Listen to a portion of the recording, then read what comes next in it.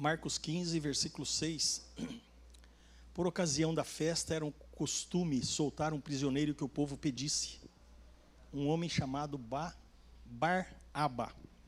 Esse nome, o termo Aba no hebraico, ele significa paizinho. É praticamente a primeira palavra que toda criança judia aprende na sua infância. E Bar é um prefixo que significa filho de. Bar-Jonas, filho de Jonas. Bar-Timeu, filho de Timeu. Bar-Aba, pai, filho do pai. É interessante nós analisarmos esse conceito filológico do termo Barrabás, porque também Jesus era filho do pai.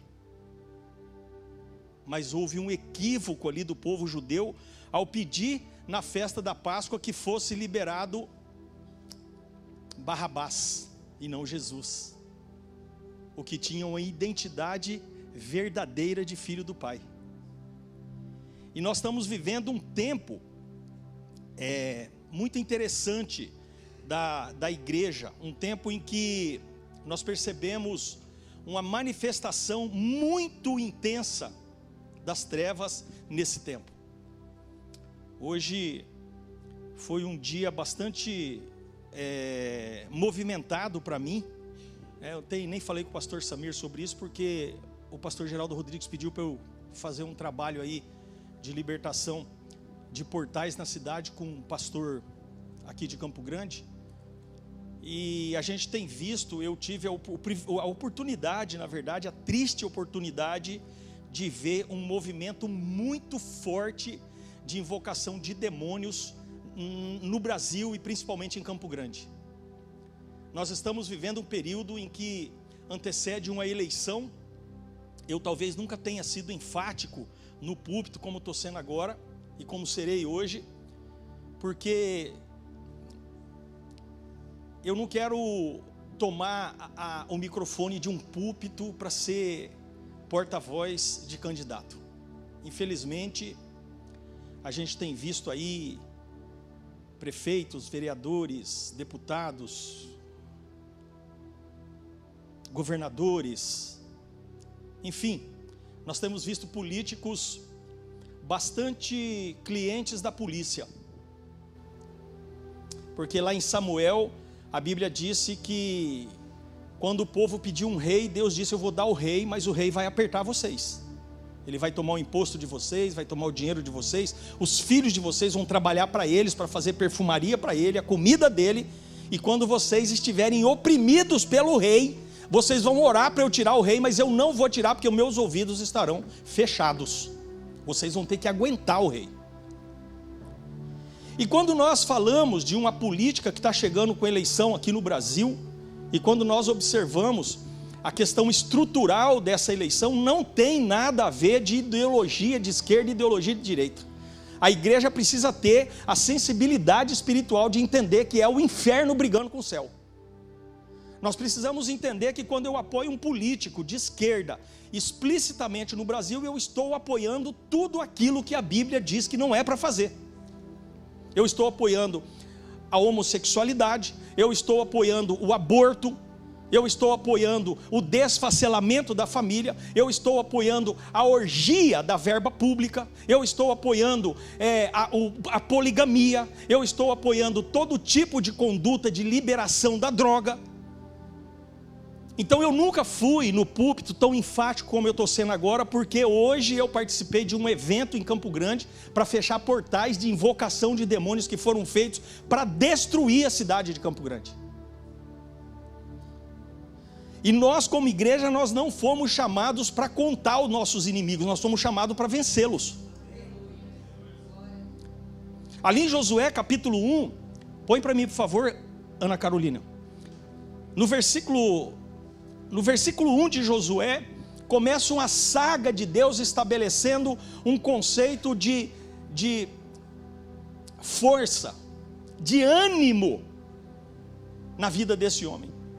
Josué era um menino que ele mesmo disse: olha, eu sou de uma tribo ali que não tem nenhuma significância, eu sou o menor da casa do meu pai, depois da morte de Moisés. Moisés foi um líder, até hoje, extremamente representativo para Israel. O Pentateuco, ele foi escrito por Moisés. A Torá é um livro bíblico escrito por Moisés. Moisés é reverenciado pelos hebreus, pelos judeus. Eu sou filho de Abraão. Eles têm essa conotação da filiação de Abraão decorrente dos livros que Moisés escreveu. Então, depois da morte de um grande líder, de Moisés, servo do Senhor, disse o Senhor a Josué, filho de Num, auxiliar de Moisés: meu servo Moisés está morto. Agora, pois, você e todo este povo preparem-se para atravessar o rio Jordão e entrar na terra que eu estou para dar para os israelitas. Como prometi a Moisés, todo lugar onde puserem os pés eu darei a vocês. Seu território se estenderá ao deserto, do deserto ao Líbano e do grande rio Eufrates, toda a terra dos hititas até o mar grande no oeste. Ninguém conseguirá resistir vocês todos os dias das suas vidas, assim como estive com Moisés. Deus está falando de novo: estarei com você, nunca o deixarei, nunca o abandonarei. Seja forte e corajoso, porque você conduzirá este povo para herdar a terra que prometi sob juramento aos seus antepassados. Somente seja forte e muito corajoso. Tenha o cuidado de obedecer a toda a lei que o meu servo Moisés ordenou a você. Não se desvie dela, nem para a direita e nem para a esquerda, para que você seja bem sucedido onde quer que andar. Não deixe de falar as palavras deste livro da lei e de meditar nelas de dia e de noite, para que você cumpra fielmente tudo o que nela está escrito. Só então os seus caminhos prosperarão e você será bem sucedido. E no 9, eu quero terminar aqui: não fui eu que ordenei a você? Seja forte e corajoso. Pela terceira vez há essa fala de Deus para aquele homem chamado Josué, porque Deus conhecia o coração de Josué e sabia que Josué era um homem fraco e medroso, como é a característica de todo hebreu. Se você ler o Velho Testamento, você vai ver que o povo hebreu tem como característica ser medroso. Houve um momento no deserto que o coração deles estava com tanto medo que a Bíblia diz que parecia água. O coração deles era como água, de tanto medo que eles tinham. Então Deus, por 3 vezes, estabelece: seja forte e corajoso, não se apavore nem desanime, pois o Senhor, o seu Deus, estará com você por onde você andar. Toda promessa de Deus se cumpre. Quando começou o Covid-19, eu senti no meu espírito que era um movimento das trevas contra a igreja do Senhor Jesus na terra. Eu senti isso. Eu falei: esse negócio de Covid-19 é algo espiritual. E nós começamos a trabalhar isso e orar, e passamos por todo esse movimento de fechar a igreja, de abrir igreja.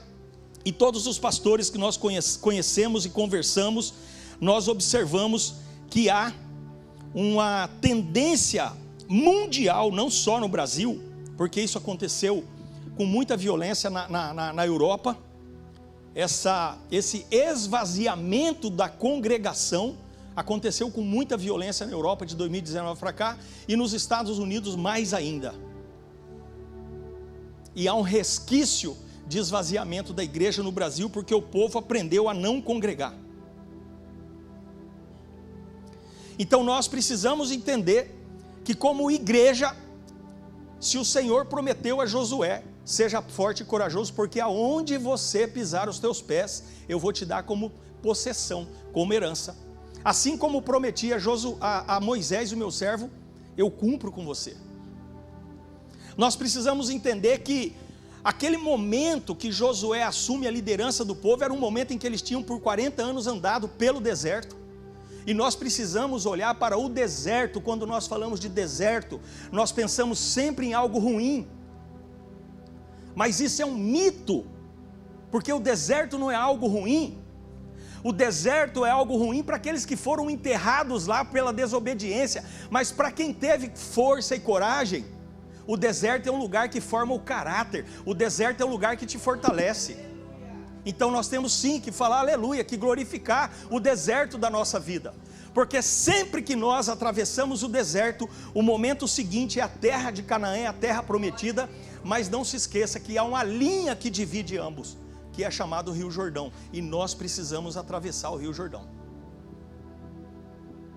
Então, há uma estrutura que nós precisamos tirar os nossos olhos da crise. Nós temos que parar de profetizar maldição na nossa vida.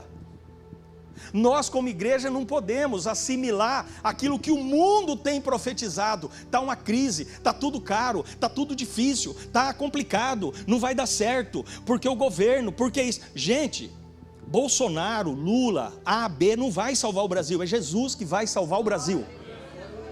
O Brasil não está em crise, por isso que a igreja está sofrendo. É a igreja que está em crise, por isso o Brasil vai mal. Porque a igreja, ela está tendo dificuldade de tirar os olhos do deserto. Eu quero dizer para você que você atravessou o deserto. Acabou a pandemia. Nós estamos vivendo um novo tempo agora, um tempo de trabalho, um tempo de congregação, um tempo de reuniões, um tempo de esforço, um tempo de colheita, um tempo em que nós pisamos na água doce, porque a primeira água que se atravessou foi a água do mar, a água salgada, uma água que não dava para beber. Mas agora nós estamos atravessando um rio de água doce. Agora nós estamos atravessando a bonança. Agora nós estamos chegando na terra prometida, então nós temos que olhar para frente, para a terra prometida e não para o deserto. Lembra que eu preguei aqui, Isaías 43, o último culto lá, naquela imóvel ali da rua Amazonas? Isaías 43, eu acho que é o verso 18 e 19. Eu preguei essa passagem lá no último culto.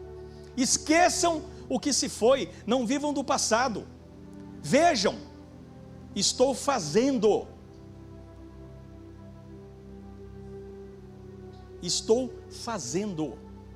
uma coisa nova, ela já está surgindo, vocês não a reconhecem? Até no deserto vou abrir um caminho e riachos no ermo. Esse Deus, Ele precisa estabelecer, aleluia. Eu fico imaginando Josué, gente, Josué era um menino. Eu fico imaginando Samir, Josué, olhar para um homem como Moisés, um líder, que quando desce do monte com a tábua da lei, ele teve que enrolar o rosto num pano, porque a face dele resplandecia e ninguém conseguia olhar pela proximidade que ele teve com a glória do Altíssimo. Um homem que tocava na rocha saía água, um homem que pela palavra de Deus a nuvem escondia o povo do sol durante o dia no deserto e uma coluna de fogo aquecia o povo durante a noite. Um homem que tinha ali Jetro como sogro, que estruturou toda uma vertente administrativa. Eu creio aí que, segundo a teologia, 3 milhões de judeus saíram de Pirairote lá do Egito como escravos e foram para Canaã. E de repente Josué, um menino, a Bíblia diz: Josué, agora meu servo Moisés é morto, agora você vai conduzir o povo. Eu fico imaginando o susto desse cara. Ele anoitece como um estafeta de Moisés, como um subalterno de Moisés, mas quando ele amanhece, ele fala: rapaz, o rei aqui é você, quem vai liderar é você. Então o que eu quero dizer para você nessa noite é que Moisés morreu, mas Deus continua vivo. O Deus de Moisés e o seu Deus, ele continua, Débora, vivo. Então nós precisamos tirar a nossa vida, os nossos olhos do deserto. Nós precisamos desarraigar as âncoras que nos prendem ao passado, como Isaías 43, 18 fala: eu estou fazendo coisas novas. Nós temos que cravar os nossos olhos nos desafios que se propõem à nossa frente. Nós temos que olhar para um concurso, para um vestibular, para uma faculdade, para um novo trabalho, como um desafio vencível, porque Deus, o nosso Deus, é vivo. E o Jordão, ele precisa ser atravessado. O deserto não é lugar de morada, o deserto é lugar de fortalecimento de caráter. Mas o Jordão, ele precisa ser atravessado. Quantas pessoas nós temos aconselhado que têm dificuldade de atravessar o seu Jordão? Não quer atravessar o Jordão.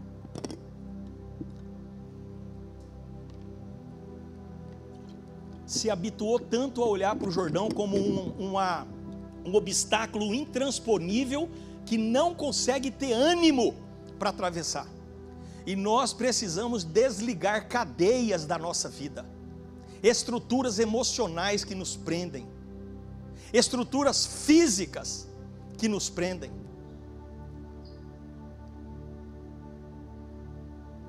Toda batalha, ela precisa de uma ação. Eu falei outro dia sobre aquela mulher do fluxo de sangue de Lucas 12. Aquela mulher, ela há 12 anos, ela vinha, Lucas 5, ela vinha com fluxo de sangue. Mas ela venceu, ela rompeu a multidão, ela disse para ela mesma: se eu apenas tocar. Lembra os princípios, os pilares que ela nos ensina? Primeiro você verbaliza a profecia. Depois você age para que a profecia se cumpra. E depois você declara aquilo que foi feito na tua vida. Você assume a profecia e por fim você testemunha. Então nós precisamos saber que a vitória vem de Deus, portanto o que faz nós cruzarmos o nosso Jordão é a nossa fé. Quantas vezes eu tenho falado aqui no púlpito da nossa fé? Daquela fé do homem que chega e diz: Senhor, o meu servo é enfermo na minha casa. E Jesus diz: eu vou lá orar por ele. Não, Senhor, eu não sou digno de que o Senhor vá. O Senhor é homem de autoridade, porque eu sou também. Eu tenho soldados e quando eu dou uma ordem eles fazem. Então se o Senhor disser para o meu servo ser curado, ele vai ser curado.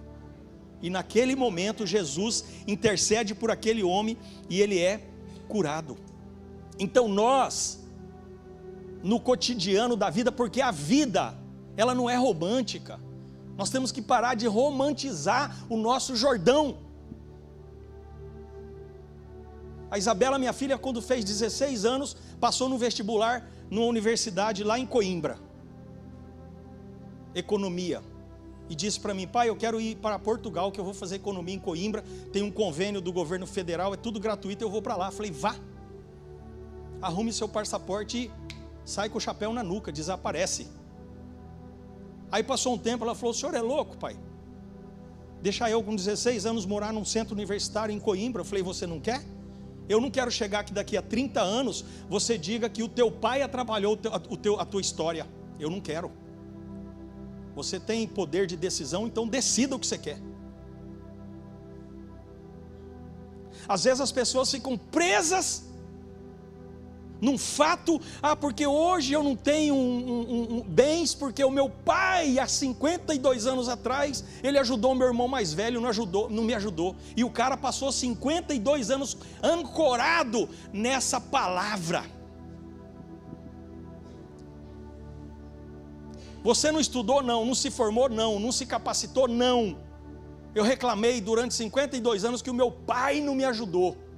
Ele ajudou meu irmão. E seu irmão, ele se formou, é PhD, está lá na NASA, ganha $40 mil por mês. E você? Não, eu estou vendendo sorvete na rua, ganho R$15 por dia, empurrando o carrinho de picolé. Ancorado numa desgraça que profetizou sobre a sua própria vida, não entendeu que palavra é poder.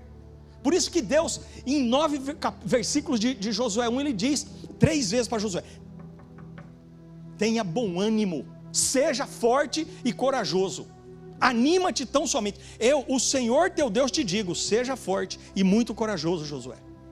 Assim como fui com meu servo, eu serei contigo. E a igreja de Jesus hoje, que está aqui reunida, que tem o Espírito Santo habitando nela, sabe aquela ilustração? Diz que uma anciã chegou e disse: pastor, quando eu chegar no céu, eu quero conversar com Moisés, só para perguntar para ele como é ficar face a face com Deus. O pastor e eu quero falar para ele como é ter Deus habitando dentro de mim. Nós olhamos para para as escrituras, e às vezes não compreendemos, César, esse homem que foi ali crucificado no lugar de Barrabás. Às vezes nós não entendemos a grandeza desse fato, que nos tirou da perdição eterna e nos deu vida. Charles Spurgeon, ele é um homem que, ele era muito doente, ele tinha aquela doença chamada gota, que é uma doença que dá nas articulações. A esposa dele, quando teve os últimos filhos, eram gêmeos, ela ficou paraplégica. E ele, muito doente, foi morar no sul da França. Ele não tinha condições de viajar para evangelizar. Ele tinha 30 pastores da congregação dele. Ele chamou os pastores e disse: olha, eu quero fazer algo que vai ficar para a humanidade, para a história da humanidade. Mas eu quero construir um templo para 5.500 pessoas. Se vocês não compreenderem isso e não quiserem, podem ir embora. Dos 30 ficaram 7. 23 pastores abandonaram Spurgeon. Spurgeon, ele construiu um templo chamado Tabernáculo Metropolitano de Londres, e durante 30 anos ele pregava para 5.500 pessoas todos os dias naquele lugar, porque ele não confiava nas pessoas que estavam com ele, ele confiava no Deus de Moisés, e no Deus de Josué, e no Deus dele. Então a vitória, ela não vem da nossa força, ela vem de Deus. Mas a grande questão é que nós precisamos discernir qual é a visão de Deus para nós. Esse dia uma irmã mandou um WhatsApp para mim: ô pastor, fechou a igreja? Eu falei: rapaz, a igreja não fecha, eu não tenho porteira, a igreja sou eu. A igreja não fecha. Põe no capítulo 1, verso 2 de Josué. Porque Deus, Ele não é um Deus para ser compreendido, Ele é um Deus para ser obedecido. Deus não é um Deus para ser estudado, Deus é um Deus para você se relacionar com Ele. Preparem-se para atravessar o rio Jordão e entrar na terra que eu estou para dar aos israelitas. Põe o 3. Como prometi a Moisés, todo lugar onde puserem os pés, eu darei a vocês. Eu quero dizer para você que nós precisamos que Deus sonhe os nossos sonhos. Nós precisamos ter um relacionamento com Deus, falar com Deus e fazer aquilo que Ele determina na nossa vida. Porque às vezes nós perguntamos qual é o grande propósito de Deus para a minha vida, porque eu vejo assim, às vezes as pessoas vêm e falam para mim: ah, eu estou vendo você andando lá na Europa, pregando o evangelho. Eu estou vendo você nos Estados Unidos, eu estou vendo uma bandeira americana sobre a tua vida. Gente, como se isso aí fosse um troféu da minha santidade, um troféu: ai Samir, me falaram que eu vou para os Estados Unidos. Gente, como se fosse um troféu da minha grandeza naquilo que eu faço para o Senhor. Não tem nem um profeta que diz assim: eu estou vendo você na aldeia Caduel, lá em Bodoquena, se lascando no meio dos mosquitos lá e tomando água de cacimba, que eu já tomei. Já fui para esse Pantanal da vida aí a cavalo, fiquei 60 dias em lombo de burro lá. Tinha lugar que não tinha água, você tinha que beber água podre mesmo, ou bebia ou morria de sede. Eu nunca vi ninguém falar isso para mim. Estou vendo você bebendo água podre lá no Pantanal para pregar para um índio lá. Nunca vi ninguém falar.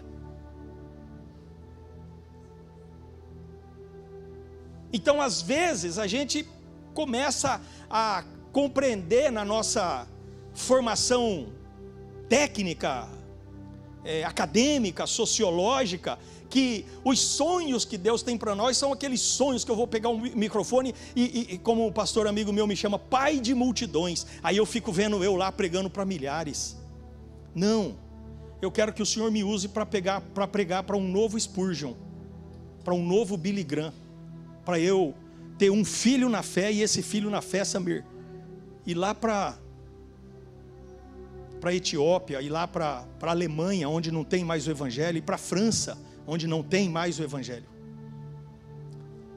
É como aquela ilustração, eu fico vendo a vida de Josué, aquela ilustração que Uma mulher foi orar e falou: Senhor, eu queria tanto ser que nem as irmãs da igreja, eu queria evangelizar, eu queria fazer missões, eu queria viajar pregando a Bíblia, eu queria entregar panfleto. Deus falou para ela: pega uma caneta e escreve os números aí. E Deus deu 3 números para ela e disse: agora soma. E ela somou lá, deu uma soma de 11.000 e cacetada. Ela falou: isso aí são as almas que vieram para o céu por causa dos teus 3 filhos que são pastores. Eu te pus na terra para cuidar de 3. E você cuidou, você cumpriu o teu propósito. Então nós temos que perguntar para o Senhor: Senhor, qual que é a minha função? Qual que é o meu propósito? O que eu faço?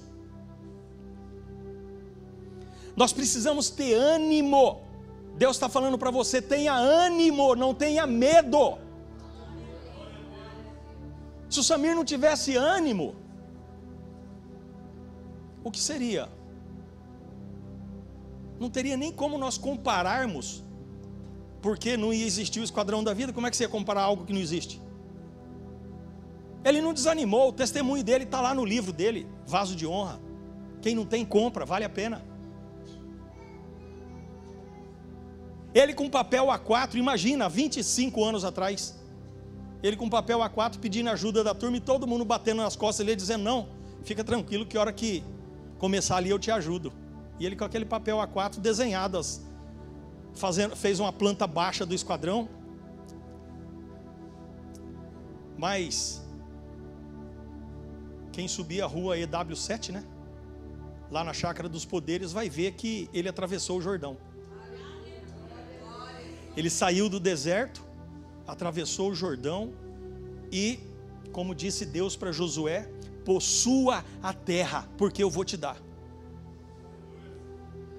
Aí daqueles homens que saem de Pi-Hairote, 3 milhões de pessoas, 2 homens entraram na terra prometida. Um é Josué, o outro se chama Calebe. Porque dos 12 espias, presta atenção na proporção de 12, 10 voltaram e incitaram o povo a dizer: ó, cara, lá não dá, os caras são gigantes, nós vamos parecendo gafanhoto perto deles, eles vão acabar com a gente. 10 incitaram o povo a não confiar em Deus, a voltar para o deserto. Mas teve um homem chamado Josué e Calebe e disse: não, essa terra é terra que mana leite e mel, os cachos de uva lá são gigantes, e eu vou dizer para vocês: o nosso Deus é conosco, nós vamos entrar, nós vamos tomar e nós vamos possuir a terra. Calebe tinha 80 anos de idade, 85 anos. Josué, eu quero a parte alta, mas Calebe, você já é um homem idoso. Ele falou: não, eu tenho 85 anos, mas o meu vigor hoje é um vigor de 40 anos, eu quero possuir a terra lá do alto. Ele declarou uma palavra, porque Deus, Ele é contra o desânimo. Eu tenho visto agora um trabalho de Satanás na mídia. O Tribunal Regional Eleitoral do Rio de Janeiro está fazendo propaganda para o PT. Há um movimento de Satanás nas instituições, a favor de Satanás, a favor do inferno, das trevas. Mas eu não desanimo. Eu não desanimo, eu creio no Deus que eu sirvo, eu sei que Deus não perde o controle, e eu não vou fazer parte do ópio da desgraça, eu não vou fazer. E nós como igreja, nós precisamos ter compreensão de que nós não estamos falando de ideologia política, nós estamos falando de uma briga do inferno contra o céu. Por isso que nós precisamos pregar a Jesus. Por isso que nós não podemos falar mal de ninguém, nem da esquerda. Nós temos que pregar Jesus, e nós temos que interceder, gente, orar. Nós estamos em 2 grupos de 12 pastores orando todos os dias pela nação brasileira. Tem um grupo que ora às 6 da manhã e outro grupo ora às 18 horas. A gente está orando pela presidência da república e pelos ministros, pelo Supremo, todos os dias, 2 vezes por dia, 6 às 18. Nós estamos desde novembro do ano passado, na intercessão. E a gente está vendo que as trevas estão fazendo trabalho de invocação de demônios, de consagração de sangue. O Lula teve uma reunião há pouco tempo, está publicado aí para todo mundo ver. Ele fez uma reunião com o pai de santo, com um monte de... e disse: vocês vão ser a linha mestre do meu governo. Vocês é que vão dar a linha do meu governo. Eu não estou fazendo apologia a ninguém. Eu não estou falando de política partidária. Eu estou falando de céu e inferno. Eu estou falando de uma realidade que a igreja está vivendo hoje. E a igreja, ela é uma pá de cal sobre o mal. A igreja, ela é, como eu falei no último culto que eu preguei aqui, a igreja, ela é uma linha divisória entre o mal e o bem. A igreja, ela é uma barreira moral da ética cristã, nesse mundo onde jaz o maligno. Aquela mulher com fluxo de sangue, ela tinha uma barreira física,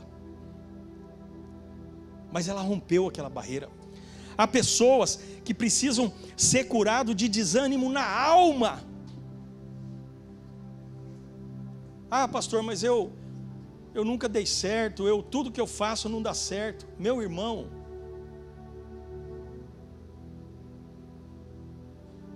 deixa eu dizer para você, nós somos forasteiros aqui, né? O César pregou isso no culto passado, né? Refugiados, né? Eu não estava, mas eu lia. A nossa pátria é celestial, é o céu. Eu estava conversando essa semana com uma cliente minha, ela disse, engraçado a vida, né? Disse, por quê? Ela falou, porque tudo que eu tenho, e ela tem muita coisa, não é meu. Como assim? Ela falou, eu vou morrer e não sei, vai...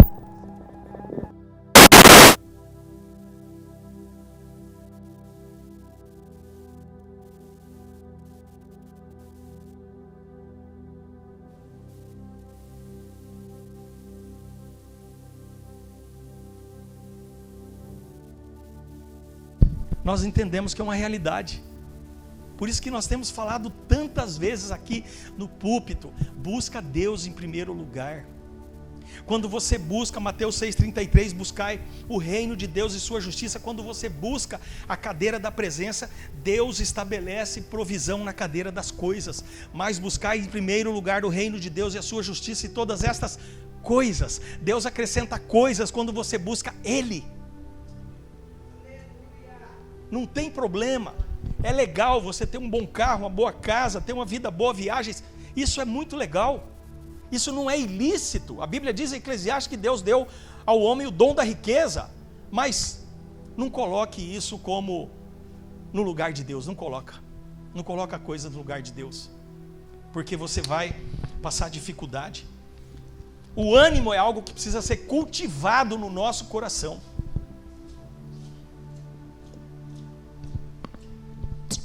O ânimo é algo que precisa ser cultivado no nosso coração. Por isso que Deus ali, em apenas 3 versículos, Ele fala isso para Josué. Vê o último versículo de Josué, capítulo 1, Carol. Eu acho que é o 18, eu não lembro quantos versículos tem, mas o último versículo tem uma fala.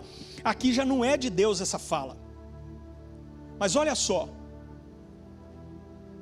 é Josué capítulo 1, versículo último, é o 18 mesmo. Todo aquele que se rebelar contra as suas instruções, isso aí é o povo falando, são os líderes falando, olha Josué, nós vamos seguir o que você está falando, nós vamos obedecer, e todo aquele que se rebelar contra as suas instruções e não obedecer às suas ordens, seja o que for que você lhe ordenar, será morto. Somente seja forte e corajoso. Aqui os líderes assumiram, César, força e coragem. Não, Josué, Deus falou que você tem que ser forte e corajoso. Então é o seguinte, cara, o que não cumpriu o que você falar, e seja o que for que você falar, vai morrer.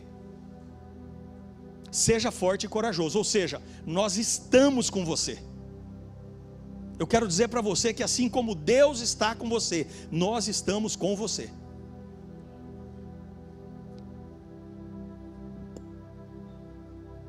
Eu tenho falado há tanto tempo que nós precisamos nos conduzir debaixo de uma palavra. Josué 1,7, põe para mim aí, Carol.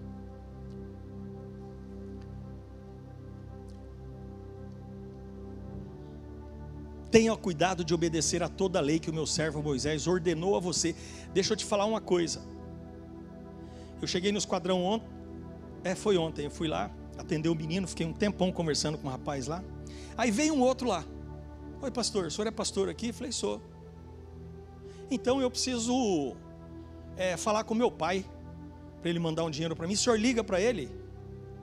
Eu falei, então rapaz, Eu sou vice-presidente do Esquadrão da Vida, mas eu nunca fiz isso. Eu, para ligar para o seu pai, eu tenho que chamar quem que está no arraial agora e falar com ele. Aí chamei o César lá, acho que o Jefferson, o César, tá? Ô César, esse rapaz aqui, não pastor, ele já falou comigo, eu falei que hoje não é dia de ligação, é amanhã. Aí eu falei para ele, você é espertinho, né rapaz? Deixa eu dizer para você, eu não passo por cima de autoridade, e a autoridade aqui é o César. E Deus não passa por cima de autoridade, porque Ele falou, tenha cuidado de obedecer a toda a lei que o meu servo Moisés ordenou a você. Deus não falou a lei que eu te ordenei. Eu ordenei para Moisés, e quem ordenou para você foi Moisés, então você cumpra o que Ele falou para você. Porque quando nós nos submetemos à autoridade, nós somos guardados do mal. Submissão, ela é extremamente protetora.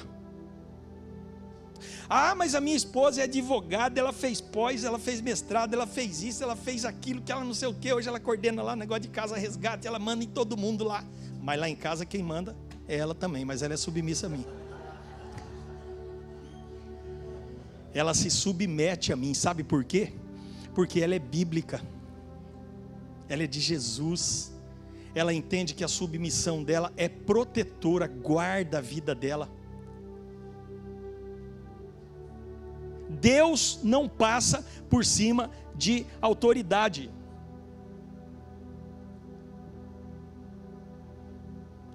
O que nós precisamos é meditar na palavra. Como é que eu me submeto a uma palavra? Como é que eu ando debaixo de uma palavra? Leia as Escrituras. Peça para o Espírito Santo. Espírito Santo, eu quero uma palavra. Você precisa, quando receber uma palavra, ter a coragem. Uma das pessoas mais difíceis que tem para a gente fazer aconselhamento é a pessoa que se justifica. Eu chamo isso de síndrome de Saul. Você vai lá, aconselha a pessoa. Não pastor, mas sabe o que é? Eu fiz isso porque a minha mãe, eu fiz isso porque o meu marido, ele... Gente, para de ser como Saul. Saul, eu estou ouvindo balido de animais aí. Não sabe o que é, Samuca? Eu fico imaginando ele lá com o Samuel, né? É que lá tinha um gado de raça, tinha uns zebu nelores lá, tinha umas ovelhas cara negra, tinha uns camelos lá, dromedário, e eu peguei o melhor para sacrificar para o Senhor. Ele, além de ser mentiroso, ainda tentou justificar o erro. Samuel falou, pois é, mas Deus não mandou você matar tudo que tinha lá? Saul, importa a Deus antes você obedecer do que sacrificar. Aí quando Samuel se vira para ir embora, Saul segura ele da roupa, do manto dele, rasga a túnica dele, e aí Samuel dá um decreto para a desobediência dele. Assim como você rasgou o meu manto, Deus acaba de rasgar da sua geração o trono de Israel, e nunca mais ninguém da sua geração subirá ao trono. Como é bom a gente ser submisso. Como é bom a gente andar debaixo de uma palavra. Como é bom a gente não justificar para Deus os nossos erros e querer envergar a palavra. Deus está falando para ele aqui, ó, não se desvie dela. Eu acho que direita e esquerda aqui, Jesus já sabia que nós íamos estar vivendo um tempo político de direita e esquerda. Deus está falando para a igreja, não é para você votar na esquerda e nem na direita, fala com o Espírito Santo, faz pesquisa do candidato que você vai votar no Google, põe lá o nome do seu candidato no Google e põe na frente assim, ação judicial, condenação. Aí você vai votar no cara que usou tornozeleira. Aí eu vou votar no candidato a governador porque ele roubou, mas ele fez. Que ideia é essa que a igreja tem que usa uma frase dessa? Ele roubou, mas quer dizer que você vota no ladrão? É preferível votar em branco do que você estabelecer como igreja na terra um ladrão para o governo. Nem direita nem esquerda. Eu quero dizer para você que quem vai endireitar o Brasil é Jesus Cristo. E Jesus não vai mais nascer na manjedoura, ele já nasceu. Ele já foi menino, já deu aula no templo aos 12 anos. Ele se submeteu ao seu pai, à sua mãe. Ele morreu na cruz do Calvário para nos dar a vida eterna. Então agora Jesus na terra é você. Você é embaixador de Jesus. Você é despenseiro do Evangelho. Você é uma palavra no deserto como João. Você não é um caniço que balança, não. Você é uma voz que clama a Jesus. Você é alguém que quando se relaciona com pessoas do mundo e elas começam a reclamar que está difícil, que tudo está caro, que isso, que aquilo, você fala, Jesus é capaz de transformar a tua vida, como transformou a minha. Como transformou a minha. Como transformou a do Samir, como transformou a do Bruno. Quantas pessoas estão aqui hoje? Como transformou a de todos nós, pastor Eduardo. Pega pessoas prostitutas, usuários de droga, alcoólatras, adúlteros, mentirosos, ladrões, e transformam em pessoas que dão testemunho de Jesus, que começam a ter uma vida de paz, que começa a ter uma vida onde, porque deixa eu dizer para você, por que a humanidade está tão perdida, como sempre foi, nunca foi diferente. Deus cria o homem, logo em seguida vem o dilúvio, acho que é Gênesis 20 lá, vem o dilúvio, Deus fala, vou acabar com essa raça.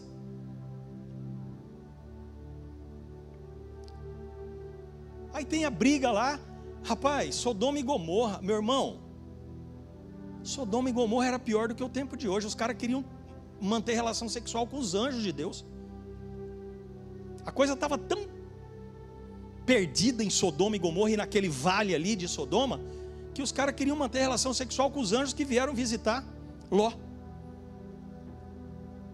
Aí você está falando que o mundo hoje está perdido? Não, o mundo inteiro está perdido. Nós precisamos levar Jesus para que as pessoas sejam encontradas por Ele como Ele nos encontrou, porque só Jesus é capaz de nos tirar da perdição. Então nós precisamos ser uma voz. Não negocie com a palavra de Deus, não ande nem para a esquerda, e nem para a direita, e nem para a esquerda. Não toma decisão de votar por ideologia política, esquece. Você como igreja, você não tem ideologia política, você vai falar com o Espírito Santo, Ele vai direcionar você. Como é que eu posso, como um discípulo de Jesus, pastor Samir, votar em um candidato que aprova o aborto? Como é que eu posso chegar à noite e orar, Senhor, cuida das crianças, Senhor, cuida das grávidas, para que não haja aborto, mas eu voto em alguém que vai lá e vai fazer uma lei para ter o aborto? Como é que eu vou dizer, Deus, manda os teus anjos para limpar essa cidade do vício? Aí eu voto num candidato que vai liberar maconha. Gente, é uma incongruência. Deus não é um Deus incongruente, igreja. Ele não é. Eu não estou falando aqui para você escolher um candidato da direita ou da esquerda, porque Deus está falando para você não escolher nem da direita nem da esquerda. Ele está falando, ó, não se desvie da palavra, esteja debaixo de uma palavra. Ah, pastor, mas não tem candidato que a gente possa votar que não tem erro. É lógico que não tem, irmão, porque o único candidato que não teve erro foi pregado na cruz. Ele é o único candidato que não teve nenhum pecado, que não errou. E ele foi pregado na cruz para nos livrar da condenação eterna.